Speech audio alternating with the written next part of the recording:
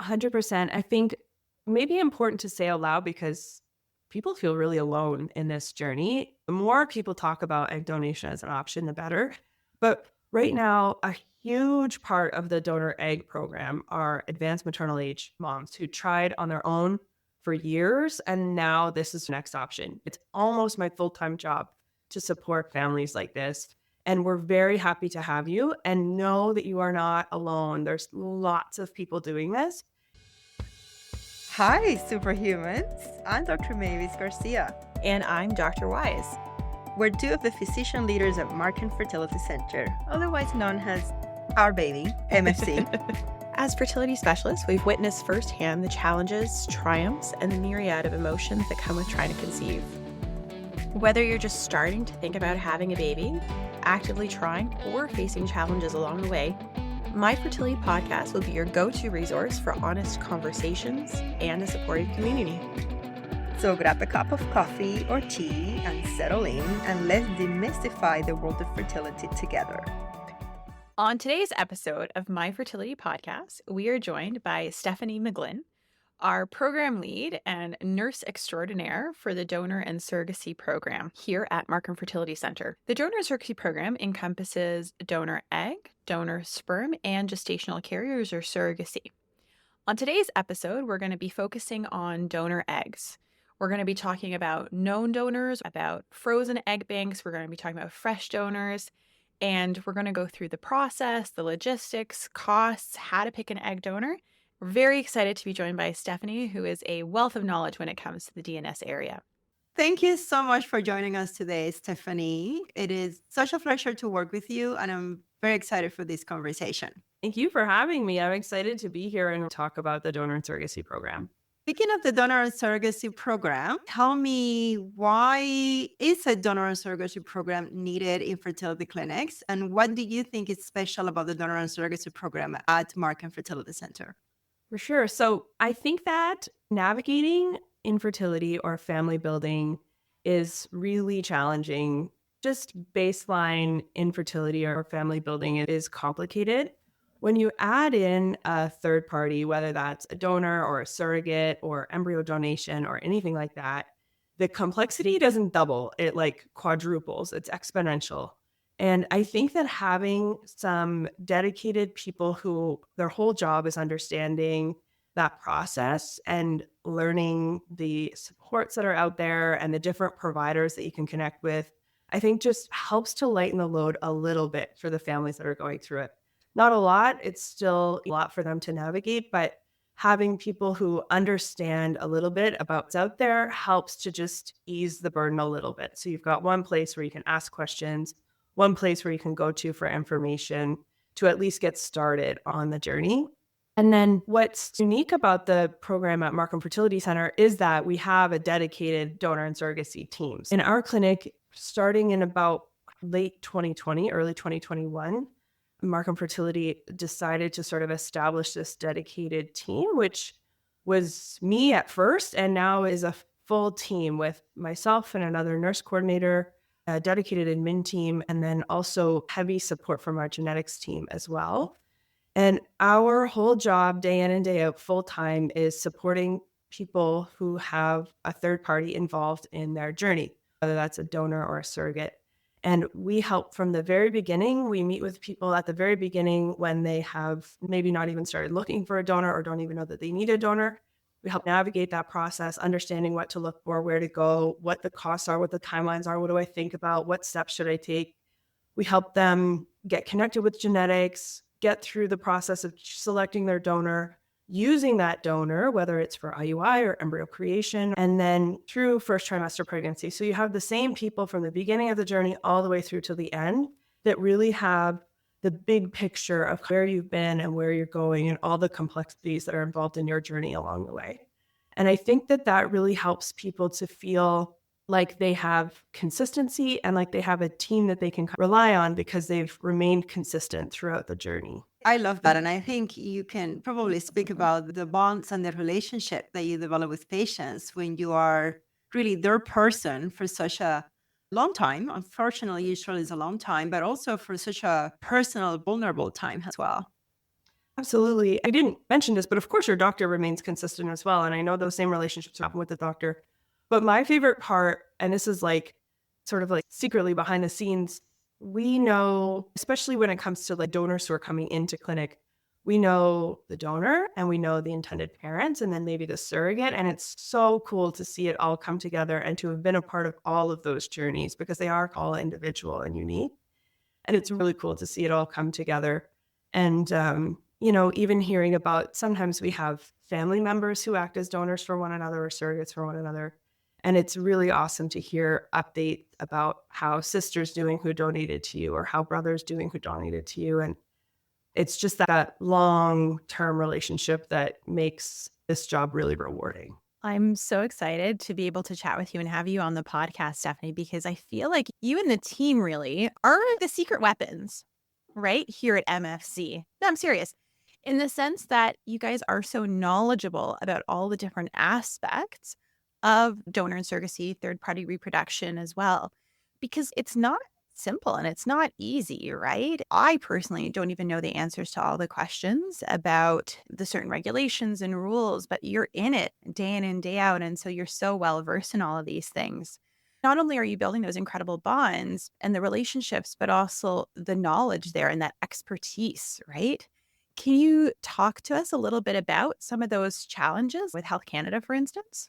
I really appreciate you highlighting the complexities. And I always like to say, especially in third party, like it's nice to hear that we're viewed as maybe experts or people who know a lot. But actually, what I think that we're really good at is knowing what we know and knowing what we don't know, and then figuring out the pieces that we don't know, because things come to us every day, multiple times a day that we haven't encountered before, that we don't know exactly where to go with. But we have this foundation of information that helps us to ask the right questions to the right people, hopefully at the right time. And I think that's where the secret sauce is, really.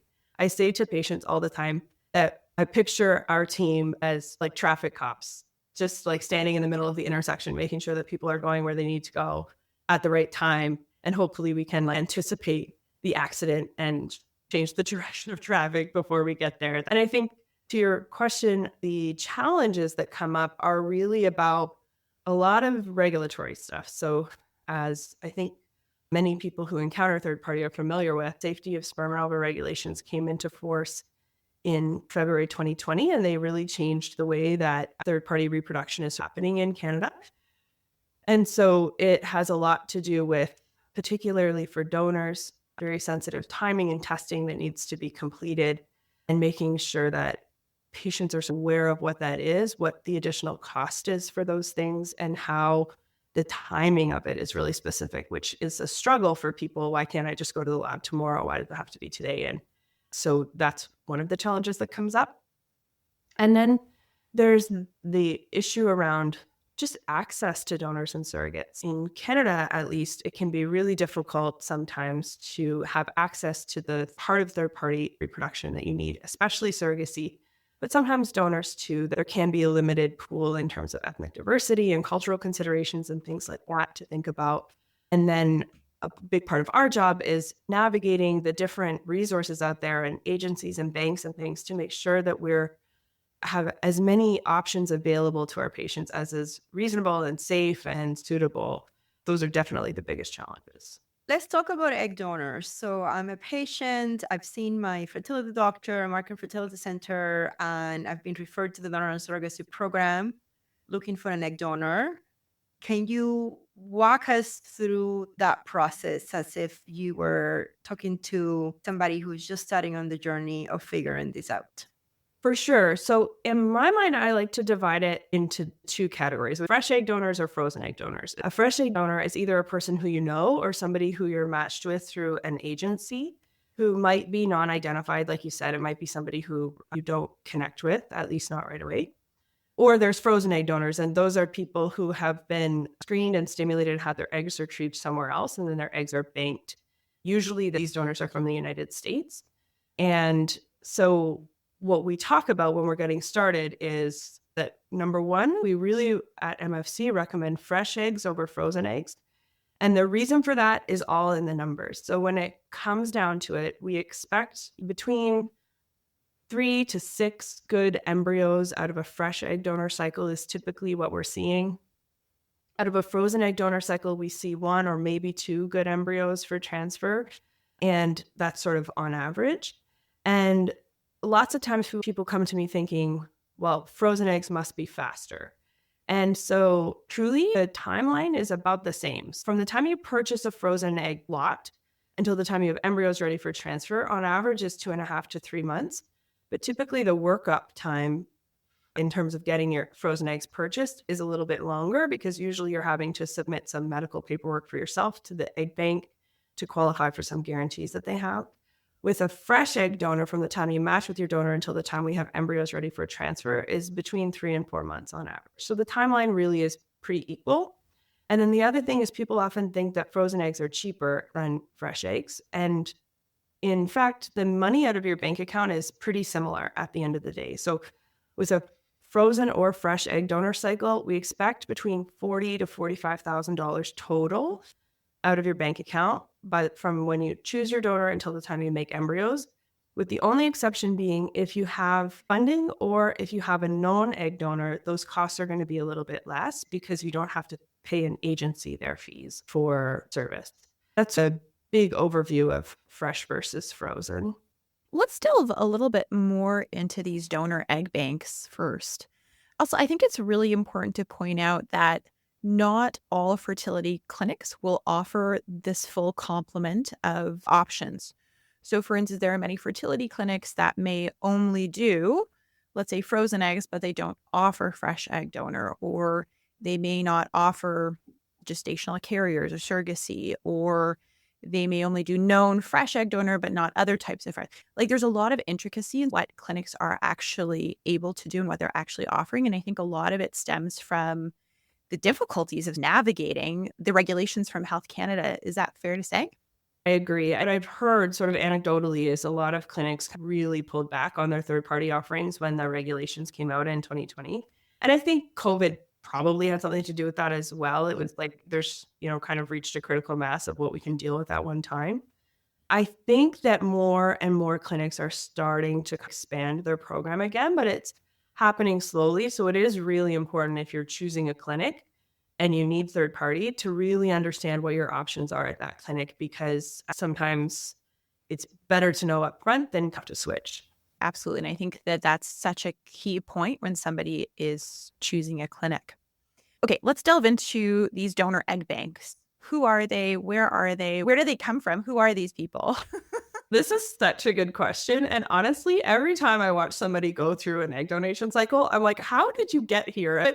The donors that I have encountered are people who are good people who usually have some relationship with somebody who's either been through infertility or has used a donor themselves or was a donor themselves. And they have this desire to help somebody. They mostly all have their own, I shouldn't say mostly all, lots of them have their own kids, and they feel like they really want to help somebody else be able to achieve that kind of unconditional love that they've experienced. People say that to me a lot.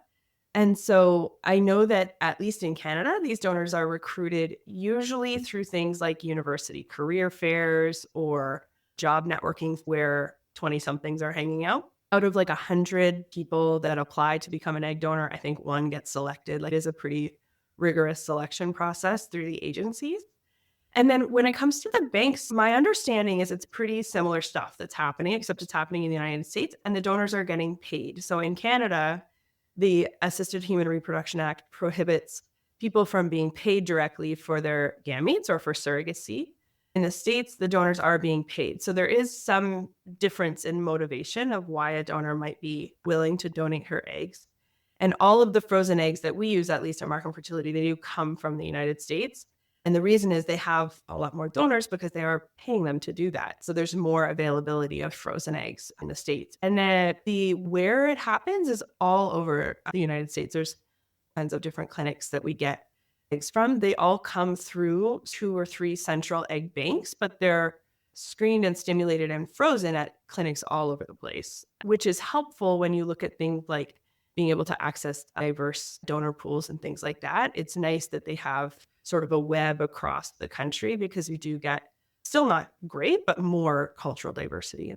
If you have somebody who's trying to decide between using a frozen egg bank and a fresh, what kind of considerations they should be thinking about? The first thing is, how many kids do they want to have, and how important is it to them that they have the same donor for multiple kids if more than one is the option? And this is an important message to say out loud. People say to me all the time, sheepishly, like, well, I'd be happy with just one, but it's okay to dream big. Like, what should we set you up for? If one is really all you want, then that's a different conversation. But if in your perfect world, you would have more than one child, then let's talk about that now so we can set you up for the possibility of that future. And in that case, don't even think about frozen eggs, just go straight to fresh, because we need more embryos to make sure that we have higher chance of babies with the same donor. And then the other thing to think about is, when you use frozen eggs, very commonly, we need to try multiple egg lots in order to get to our baby. And that process is emotionally difficult because usually it means you're picking maybe multiple donors, one at a time, but still more than one donor, which is an emotional process for people to go through to select a donor.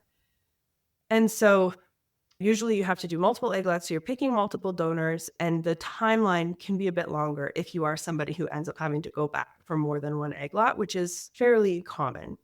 But if you are somebody who really needs financial security, financial reassurance that you're going to get some financial recuperation if this doesn't work, then there are programs that are offered through egg banks that you can have some of that financial security, which is important. If you are looking at fresh eggs, the reason that people sometimes are nervous about fresh eggs is people ask me all the time, well, what happens if the donor backs out? Because these are real people who have real lives, and absolutely it could happen that you get partway through and the donor is medically not fit, or the genetics don't work out, or the donor gets a new job and decides to not donate anymore. And so those are risks that you're taking when you choose a fresh egg donor. It really doesn't happen very often that a donor backs out, but it certainly could. And then you need to understand what the financial implication of that is. And then, of course, you're sort of resetting the clock on your timeline as well. Those are the big things that people usually come to me with. And the other thing that people talk about is when the donor is actually physically coming into the clinic, some people feel like it's a little too close for comfort. They need more emotional distance from the donor, which is very fair. It's important to know that if you do choose a non-identified donor or somebody who we used to call anonymous, that person in our clinic, you would never run into them. We have great processes in place to make sure that you're separated. But it is important to know that they are coming here. They're people that we know and we meet. All of the donors, whether you choose a donor from an egg bank or an agency, all of them have identity options available. So sometimes a donor will be what we call non-ID or non-identified, which means anonymous, but we're not calling it anonymous because anonymity just doesn't exist in 2024. So although the donor can't contact you and you can't contact them, we know that people are finding their donors through things as simple as facial recognition software. So they save a photo that they've gotten off the profile, and a child that's maybe conceived by a donor can find their donor through facial recognition software just on social media, or through things like 23andMe and Ancestry and things like that. People are getting connected through their donors. So it's important to just be really open with the fact that we know anonymity doesn't really exist. But there are lots of non-identified options out there where you don't have to know the donor doesn't have to know you right now. And then you can potentially connect the child with the donor in the future if that's something that your child wants or you want. And then there's also completely open donations. So not usually with egg banks, but with fresh egg donors for sure, you definitely have the possibility to select a donor who is open to meeting you before the cycle, or definitely open to meeting you once you have a child perhaps born. And all of these things are known in the donor profiles, which maybe we should talk about what a donor profile looks like. Yeah, let's do that. Yeah. Mm-hmm. Whenever you're choosing an egg donor, whether it's a fresh or a frozen donor, you're going to be looking at this sort of catalog of profiles, which I always say to my patients that I talk to feels really weird. It's like shopping for humans. It's kind of like an online dating profile. It's a bit bizarre, but we're here for it and we love it. And we're so grateful for the donors who are willing to share their whole life in a profile. And so you'll see photos, usually childhood photos and adult photos. And if they have kids, usually their kids' photos are included as well. You'll see tons of information about them, their age, their social history, their religion, their cultural history, their education, their hobbies and interests, their height, their weight, their hair color, their eye color, their reported medical history, their family history, genetic testing, if they've done it, is sometimes included, their AMH. If they've cycled previously, that will be included as well. And you could read these profiles for days and soak in all the information that they share. They also usually share a blurb about why they're donating, what their motivation for donation is. So tons of information available about these people before you would be choosing to match with them. Thank you. That's really helpful. Let's talk about the counseling part of it. As you know, we talk about it all the time. Sometimes when we mention to these couples that you've got to do some counseling, it can be seen as one more thing I have to do, one more barrier they're putting for me to get to my goal. It can seem punitive because, people who are not using donor gametes are not having counseling. And we all know about stories about people who bring children into the world that doesn't work out well in terms of family situations and things like that. So can you speak about that in terms of, is it a mandatory requirement? Yes or no? And what is it like? And what is your experience with people who are a bit resistant at first, but then do it? For sure. You have psychological counseling, or sometimes implications counseling is what it's called. And there's also genetic counseling, which is different and we can talk about later. For psychological counseling or implications counseling, it is a mandatory part of the process at MFC, and it's under the guidelines of CFAS and ASRM and all of the smart people who make guidelines about how we should practice infertility. And it is, you're right, absolutely not punitive. It is meant to be a support and a place to get resources and to sort of air out any special considerations around bringing a third party sort of into your family. Patients very often feel a little hesitant about having to do this, but I have never had anybody come back to me after it was done and be upset that they did it. It's almost always, or in my experience, always really well received and found to be a helpful sort of part of the process. When you do it is up to you. At MFC, we say it must be done before your cycle starts. Usually you have several months lead time before that happens while you're getting all these ducks in a row with the donor egg.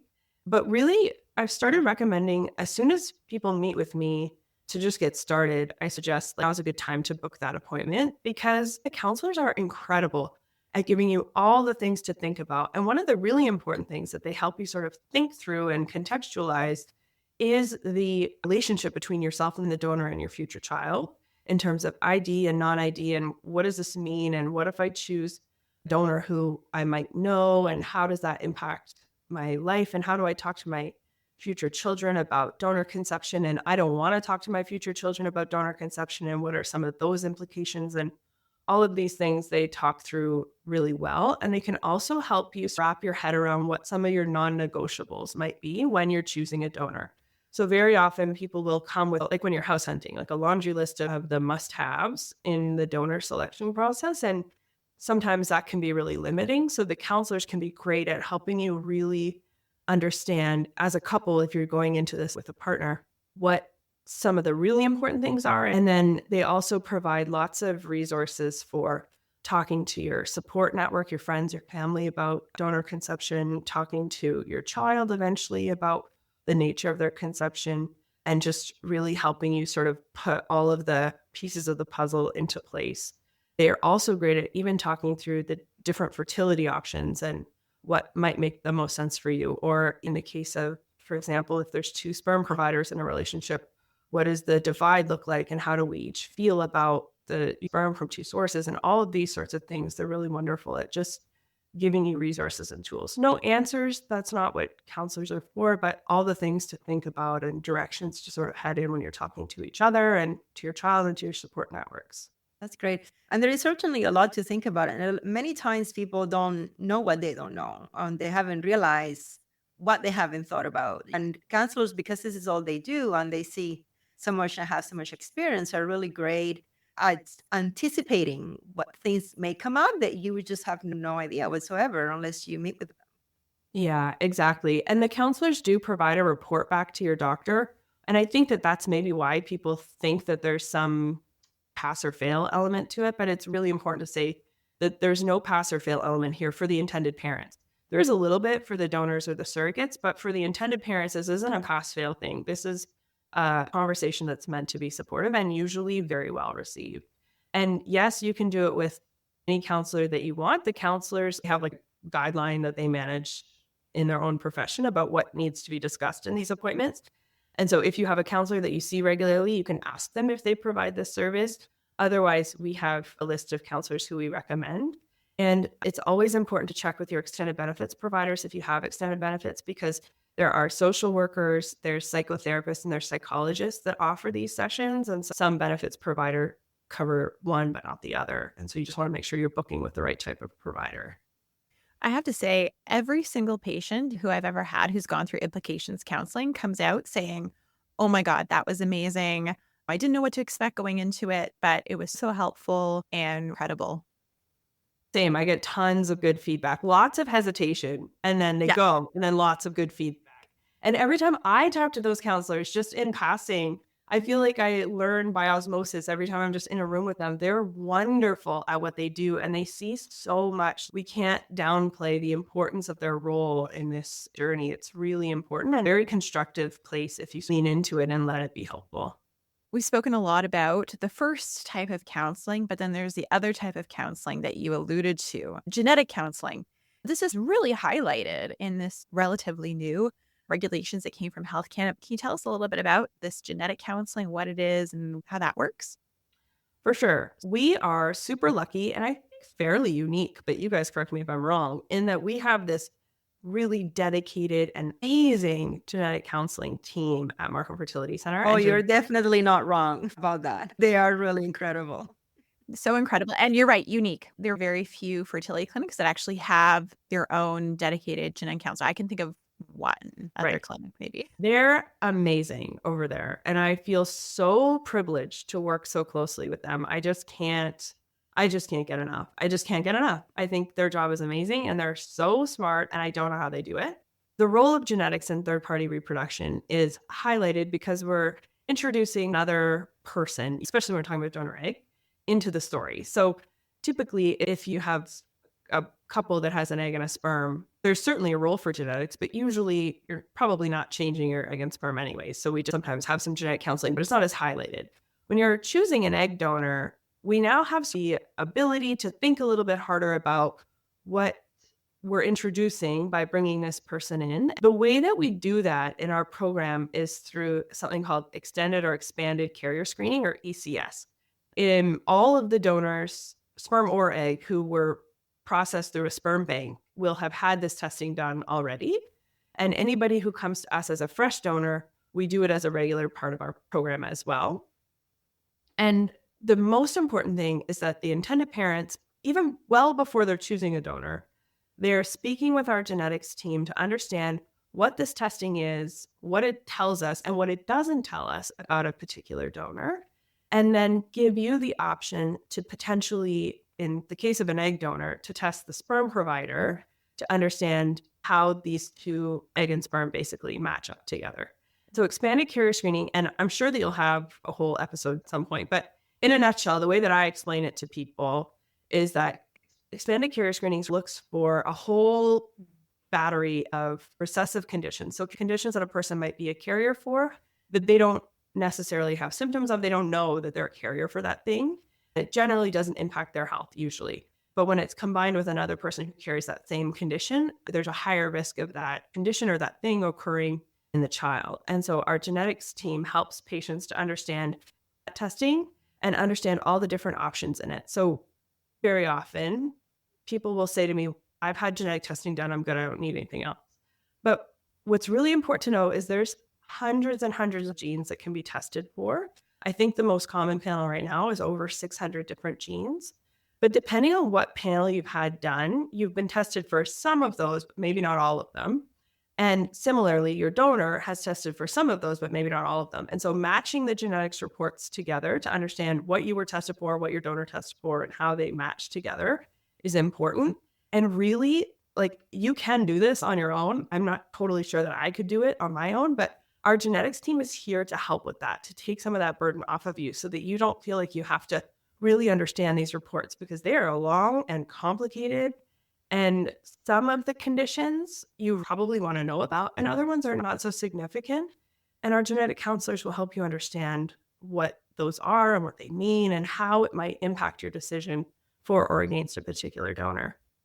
And the other thing that's really important that I talk about all the time is that what you do with this genetic counseling and the genetic testing is totally up to you. So there's no judgment or assumptions on our part about what you would do if you found out that your sperm provider and your egg donor carried the same condition. You could certainly choose to continue with that donor potentially, but we want you to have the information. We want you to be making informed decisions about moving forward. What are some of the costs associated with using the carrier screening? That's a really important question. If you're choosing a frozen donor, then that testing's already been done on your donor. If you're doing a donor here, the testing is included in the costs that you're paying for donors here. If you decide to test yourself or your partner, the cost for expanded carrier screening is about $500 per person. For example, if it was a heterosexual couple and you're using an egg donor, then you would only be testing the sperm provider, the male partner. If you're a same-sex male couple and you're both planning to provide sperm, then you would probably both want to do expanded carrier screening. And that's another important consideration in family building with same-sex couples, is thinking about leaving the option open for using both parties as providers when you're choosing your donor. If one of you is going to do expanded carrier screening, it makes sense to do both at the same time. So you choose a donor that matches with both of you from the get-go. And how long do results take? About 3 weeks. So we talked a lot about the donor profiles and all the information you get on there, but these donor profiles can be very overwhelming. Sometimes you almost, in a way, feels like you get too much information. Really common question that comes up all the time is, how in the world do I navigate through all this information? How do I choose a donor? Yeah, it's really important. And so for egg donors, it boils down to 3 or 4 things. The first one is proven fertility. This is like at the top of the list, but even like miles above the top of the list. And what that means is somebody who has their own child, so their eggs have been proven because they've resulted in pregnancy before, or even better, somebody who has donated before and we have some record of what happened with that donation. And that can be a little bit tricky. So very often, if a donor has donated before, she will be able to get donation records and we'll know what happened with her stimulation and we'll know how many eggs were retrieved.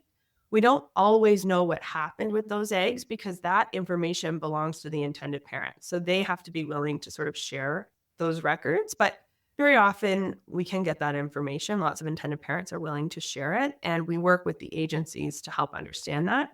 Or with the banks. If it was from an egg bank, we would work with them to ask for cycle reports on what happened with the previous person. If it's a frozen egg donor, the number of eggs that were retrieved is not so important because we already know that they have them. There's 6 eggs frozen for you.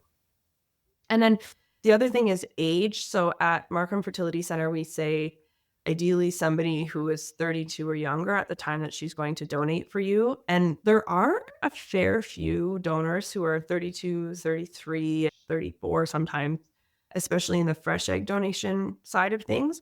So it's important to say that nothing magic happens at 32, but it's sort of one more thing to put in the list of things to consider, that we're really aiming for 32 or younger, ideally. And then if it's a fresh egg donor, oftentimes their AMH is available on the profile, and we look for an AMH of 15 or higher. And then the final piece to think about from a fresh egg donor perspective is, where is she? Because usually they're coming from, I would say about half are local in the GTA area, and about half of them are coming from BC or Alberta or sometimes out east. And those cycles have a little bit of a higher cost because of the travel associated. Now, I think it's important to mention that when we're talking about a known egg donor, let's say it's your sister or your friend, I mean, that criteria is a little bit less strict because you are already saying, this is the genetics that I really want. That would be the example of a sister. So we have egg donors that are older, 35, 40, with low AMH. Of course, it requires a discussion with intended parents and the donor, how this is not an ideal situation in terms of getting like perfect egg donor on paper. But some people just really want that particular genetic or that connection with the donor. And then we can certainly facilitate that with a good discussion with both donors and intended parents. Totally. And I think it's really important to say that everything that I just said is what we recommend. And so every time people are choosing their donors, very often they'll send me or send the team a profile and say, what do you think about this donor? And we just go through weighing the pros and cons. It's almost never a yes or a no, unless it comes down to a safety issue for the donor. And that is important to say. We do have a limit that we try to stick to at MFC of 6 stimulated cycles in a lifetime for a donor. So if you bring me a donor who has cycled already 8 times, I'm going to say this person unfortunately can't cycle with us. There are clinics who cycle people further than that. And so that's why those donors exist, and you'll see them on the websites. But we try to stick to 6 or less at Markham Fertility Centre. Sometimes we don't know that they've cycled more than 6 times until we're already kind of in it. And those are the exceptions. Usually, as long as we have that information, 6 is the limit. It's always informed decision making. So if you bring us a donor that's 35 and her AMH is 1, it's not a no, but it's a let's have a conversation about what we're signing up for before you spend $40,000 to do this cycle. Yeah, absolutely. I think that's such a crucial point. Now let's talk about the legal requirements. Having a legal contract with your donor, is it mandatory or not? What kind of things have you seen there? What is your experience from that perspective? Great question. When it comes to a legal agreement, if you're choosing frozen eggs, you don't have to worry about a lawyer or a legal agreement because the donor will have sort of signed away their rights to the eggs or the gametes when they donate it to the bank, and then you take possession of them from the bank so that you're the legal owner of those gametes. I would say that if it were me, or I always say if it was my sister, I would have a lawyer look at the contract that I'm signing with the bank just to cover my bases, because this is a lot. It's complicated. There's a lot of people involved, but not a requirement, just a suggestion. When it comes to fresh egg donors or sperm donors here at Markham Fertility Centre, we do require a legal agreement between any intended parent and the donor, whether or not it's a non-identified or identified donation. So in the old days, anonymous donations didn't require legal agreements, with the thought being that because they didn't know each other, the two couldn't connect and have a legal dispute. But as we talked about before, anonymity really just doesn't exist. And so we need to make sure that all parties are as protected as possible headed into this. So you will have a legal agreement established between the two of you before your cycle starts. And usually that legal agreement happens once the donor is medically cleared and before her cycle. So typically it's on kind of a short timeline, because usually when the doctors say everything's good, let's do this, people really want to get going, especially the donors. I always suggest to people to back it up and really be speaking to a lawyer from the beginning of when you're looking for a donor, so that you let all of the considerations that will be included in your legal agreement settle in, so that you don't feel so under the gun when the time comes to actually sign the agreement. That's really good advice. That makes a lot of sense. You've given us so much information about choosing an egg donor and about egg donation in general. Thank you so much. What do you wish that people who are contemplating using an egg donor, what do you wish that they knew starting the process? Oh boy. Number one, we're not scary. Just come and talk to us and get the information. I think a lot of people are scared to even have the conversation because it feels really big and foreign and weird. And I'm sure that there's some like emotional roadblocks to even just being open to have the conversation. But I would say just come. You don't even have to physically come. We can talk by phone, or have the conversation, get the information so that you at least know what you're saying yes and no to. And then 2, biggest thing that I will get out of my career is just banging the drum of really do your research and talk to the experts about talking to your child about the nature of their conception. There's still a lot of families that really wish to kind of keep that close to the vest and maybe not share that information. And we just know from so much research that this does a lot of damage to people who are donor conceived. And there's really great tools and resources that you can use out there to help support that process so that it's not so scary for you and it's not so scary for your child. And it just becomes a normal part of their upbringing. So really consider looking at that. Not to say that there's one right way to raise your child. Certainly there isn't. But it's really worth considering doing lots of reading and understanding and making conscious choices rather than just kind of trying to pretend like it was a thing that didn't happen. And then the other thing is, come into this with an idea of your perfect donor, your perfect idea of what this will look like, and then be prepared to flex. So keep that list of the things that you do not negotiate on, and then keep a list of the things that would be nice, but they're not necessary. And know that it might take time, but don't get discouraged. We will find you the donor. We will work with you and make sure that the person that you need is going to be there for you. It just might take some time. So give us some time. That's great. I would add to that a lot of times, and you wouldn't know this stuff because you only see patients after they've made the decision to have an egg donor, but I see them before the decision is made, and I'm usually with them for a long time before they can get to the decision. And one of the things that I hear from patients when I meet them, let's say I meet them for the first time and they know they have decreased ovarian reserve, or maybe they're older, or maybe they have come from another clinic where a doctor said, you need an egg donor, don't even try with your own eggs, it's hopeless. And they've come to me looking for a second opinion. It's this idea of, I don't want an egg donor, which is perfectly fine to have that idea and to feel that this is not the way I wanted to create my family. I always tell patients, by the time that you are actually pregnant with your egg donor conceived baby, the person who's sitting in front of me today say, I don't want this, that person will have changed and evolved and get to the point where this is something that you're willing to accept. I think patients have this idea that they're sitting here to be like, well, that's it. You have to have an egg donor and of the story, and that they're going to be forced into it. And that's just not the way we do it.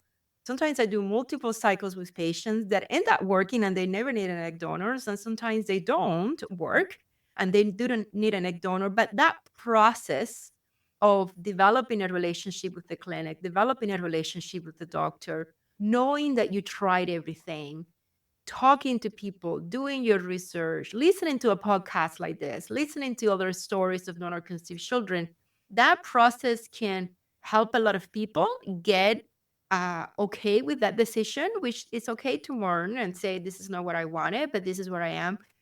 And I find that when people actually get there, this is a beautiful option for building families. And most of the people that do it with so much love and so much acceptance and so much joy. And it becomes this wonderful thing that they have in their life. And they're not being dragged into an egg donor journey.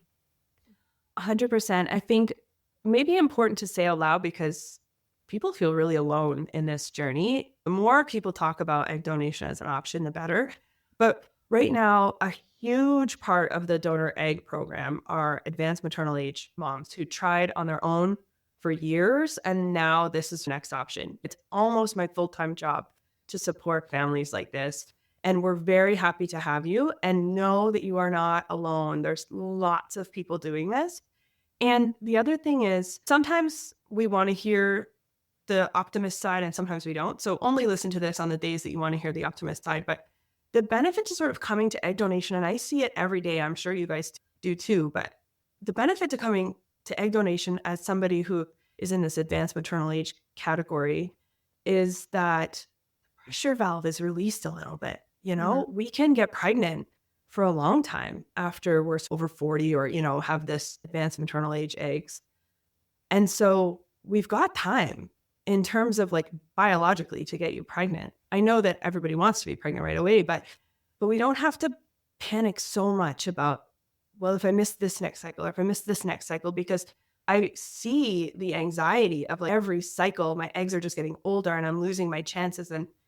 And accepting an egg donor gives you this, like, I see it. People go, like, okay, like I don't have to panic about this month. I've got some time. I bought myself some time. That pressure is relieved a little bit because we're going to get some young eggs and then we can work with your uterus, which is fine. Our ovaries are cruel and they age faster than the rest of us. The other thing that people often come to me when, like you said, where they're just sort of still working the process of choosing what's the right path for them. Are they going to continue down this road and, you know, they're having cycles that are failing and is egg donation the right route? People often hold a lot of guilt about cycling for themselves and working on egg donor at the same time. And there's nothing wrong with that. You can totally do both at the same time. If you have the bandwidth to do that, you can be talking to us while you're still working through your own stuff for closure or for optimism or whatever. There's no judgment. We cheer you on no matter which route you choose or which route you're going. You can totally do both at the same time. I think that is such a great point. Personally, when I'm counseling patients, I will often bring up the option of egg donation sooner rather than later. And I always tell people, these are your treatment options. There's IUI, there's IVF, and then there's donor egg. And I will sometimes say, you know, for many patients in a similar situation as yourself, they will consider potentially using an egg donor because the pregnancy rates are much higher, whatever. And then I leave it at that, right? And I said, we don't need to talk about this right now. This is a big step. I completely recognize that might be a big leap, a mental leap, but I just want to leave it in your brain. Let it percolate somewhere in the back of your mind so that I just want to make sure that you know that this is out there and that this is a possibility. And this is something that if you are ever interested, I am happy to talk to you about. And I agree, pursuing things in parallel, again, if patients have the bandwidth for that, is totally reasonable. And it absolutely makes sense because for many patients, I know for myself anyway, too, being able to know what the plan B, plan C, plan D is really helps us deal with the anxiety of plan A, right? And knowing that, okay, if this doesn't work, I have a next step, I have a next option, and I kind of know a little bit about it. So then it seems a bit less scary. And that is totally reasonable, right? And we are happy to provide this information about donor eggs to lots and lots of people, even if it's something that you don't think you want to do. And to Dr. Garcia's point, with people who maybe have tried IVF, let's say with their own eggs, but they weren't successful, we have the discussion about advanced maternal age and egg quality and egg number and all of this. I always sort of leave this with donor egg is an option for many, many more years. So even if it's not something that's necessarily for you right now, it can still be in your mind. You can still let it percolate. And I'm happy to see you back in 6 months, 12 months, 2 years, whatever. And we can talk about it in more detail then because we don't have those same kind of time pressures as we do. And I've definitely seen it happen, where people have done IVF. They think that they're done their fertility journey and then they come back maybe a little bit later ready to pursue donor egg. And that's also a very reasonable pathway as well, right? Of course, every person, every individual, every couple, their journey is so unique, but we are happy always to provide more information because at the end of the day, knowledge is power. We want you to know about all of your options so that you're making the best decisions that you can for yourself at that time. Tell us a little bit about the timeline from the time that a person decides that they're going to use donor eggs, that would have been after meeting with the fertility doctor and the fertility doctor saying this is the right option for you. What happens then? What comes first? The legal counseling, the genetic counseling, the psychological counseling, the picking the donor. Can you walk us through that? For sure. Every cycle is a little bit unique, but in general, you can expect your doctor will notify our team that you're interested in egg donation, and then you'll get an email that has tons of information that you can choose to read through, or just click the link at the top and book an appointment, and we'll talk about it together. And you'll meet with myself or a member of our team and go over basically fresh versus frozen, what to look for in a donor, what are your questions, what's this going to cost, what's the timeline going to look like, all of those sorts of things.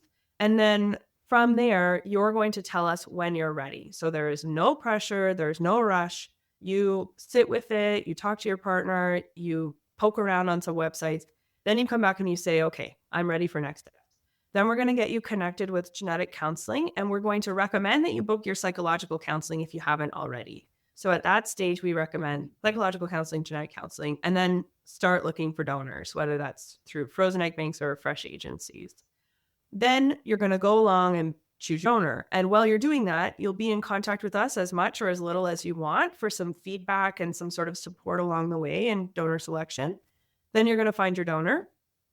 Then we'll talk about fresh donors because that's mostly what we see. Then we're going to, once you've matched with your donor, we're going to get your donor in. She's going to do her medical screening. We're going to keep you updated as that goes. She'll meet with her doctor to review the result. That doctor will make a recommendation to your doctor. You'll meet with your doctors to sort of review it. And then if everybody's good and happy, then you complete your legal agreement and we start your donor stimulation, hopefully on her next day one, as long as that legal agreement is complete. We have talked so much today, and I think this is going to be one of those episodes that people can go back again and again and again. Tell us some parting thoughts. We've talked a lot about egg donor, but what would you want to say to an intended parent who is going through this process? So one of the things, just putting sort of the donor conceived person in the middle of this. So the child that we're hoping to bring into the world, those are the reasons I come to work every day. And man, do I love seeing them when they get to come into clinic. One of the things that I just would love for every intended parent to hear is print your donor profile, print it out on paper and write notes to your future child about why you chose this person, what you looked at, what stood out to you on that profile. Write a note to them on that piece of paper. This, by the way, came from a psychological counselor. It's not my idea. But I think it's such a beautiful way to save and communicate with your child one day, because whether you choose to share with them now or in the future that their donor conceived, they will know that they came into this world from egg donation eventually. And we all the time get donor conceived people coming to the clinic whose parents had them here 20 years ago or through donation, and they're looking for information, and we have nothing. We just don't have information from that long ago, and profiles are not something that stays in the chart, but those are the personal things that those donor conceived children would like to know. And I think that having a letter from their mom or their dad or little notes about how they chose that donor is something that would be so special to that child. So really consider that little trick, and just know that we're here to support you. And man, this can be such a beautiful journey, and we often see lots of success. We're very happy to be able to continue offering this program. And big thanks to you guys and to MFC for supporting this program. I know it's unique and not necessary. I know you do this because you really feel like the patients deserve to have all of the options available to them. And so I'm really glad that you do. I love this job, and specifically donor and surrogacy is such a special place to be. Well, we're very lucky to have you. Your passion for this program is so tangible. And yes, we as the owners, we do the work behind it. We had to make the decisions, but really this program wouldn't be possible without people like you and Carla and our admin team and the genetics counseling. When we have somebody like you at MFC who's passionate about it, it makes our job as physicians and owners and medical directors so much easier, because we know that all the work that we're putting into the program is going to be rewarded by people like you who are transmitting that wealth of information, love, and support to our patients. We're so lucky to have you, and our patients are very lucky to have you. Thank you. Steph, you're an absolute rock star. And I love that we share a wall or officer right next to each other. So it's always so handy, because you're my wealth of information. Anytime I have a question, I'm running over to your office. Thank you for being so close and keeping your door open and letting me in. Now you're making me jealous. I have to walk to get all the way to Steph's office. That's when you're getting your steps in. No, but honestly, Stephanie, thank you so much for joining us. And I'm sure all of our listeners are just like mind blown over all this information. And I agree. This is an episode that people are probably going to listen to a bunch of times, because there's such great information here. And I'm so pumped to share it with everyone. Oh, and we're coming back. We're bringing you back to talk about donor sperm in another episode, and gestational carriers in another episode, and embryo adoption. So there will be more of Steph to come. And that's a wrap for today, Superhumans. If you're looking to connect, get social with us. Follow us on YouTube and Instagram at My Fertility Podcast, or visit us online at markhamfertility.com. And don't forget, follow, subscribe, and share your favorite episodes. Thanks for listening to My Fertility Podcast and for being a vital part of our community. We know you've got this. We're signing off until next Tuesday. If you found this episode of My Fertility Podcast helpful, please take a moment to head over to the review section and leave us your thoughts. Your reviews and comments are incredibly valuable to us and help guide future episodes. We also welcome you to direct your questions to info@myfertilitypodcast.com. My Fertility Podcast is produced by Rabbit Media Inc. in conjunction with Dr. Garcia and Dr. Weiss. Music from Mix Kit Raising Me Higher by Ajay Stelino. My Fertility Podcast is not intended to replace any type or variation thereof professional medical, health, or legal advice, nor should the content be taken as medical advice. Please contact your primary healthcare professional regarding any medical questions you may have. The information presented in this podcast is based on the knowledge and understanding of the host at the time of recording. Medical knowledge is constantly evolving, and new research may change the understanding of health-related topics. While we strive to provide accurate and up-to-date information, we do not guarantee the completeness, accuracy, or timeliness of the content. The views expressed in this podcast by guests are not those of the host or the management. This podcast is not intended to impose any type of discrimination. My Fertility Podcast and its management are not responsible for any losses, damages, or liabilities that may arise from the use of this podcast.